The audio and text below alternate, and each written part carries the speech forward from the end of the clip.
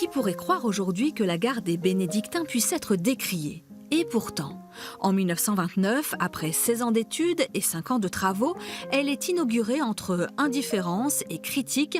On la compare alors à un colosse à 1000 pattes. Les choix de Roger Gontier, son architecte, ne plaisent pas. Les Limougeaux, habitués à l'austérité du granit, dénigrent l'éclat du calcaire.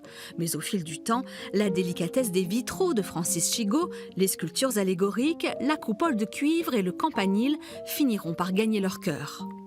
Au point que, bien des années plus tard, les manifestants de 1968 en font un symbole de leur combat, un lieu de réunion syndicale sur lequel, durant 2 semaines, flotte le drapeau rouge de la lutte. En 1975, la noblesse du bâtiment lui vaut une inscription au titre des monuments historiques, une fierté de plus pour les Limougeaux qui n'auront jamais autant clamé leur attachement à leur gare qu'au moment où ils manqueront de la perdre. C'est en 1998, un incendie ravage le dôme. Je pense que c'est un monument unique qui est un peu le symbole de Limoges. C'est un peu notre étoile du Nord qui est atteinte. C'est assez catastrophique. Certainement que c'est accidentel, et donc ça fait mal, c'est tout.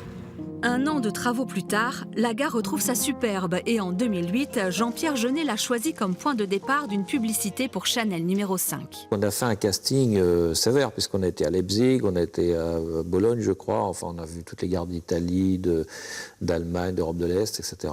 Et on a fini par choisir celle qui est la plus belle vue de l'extérieur, en tout cas la gare de Limoges.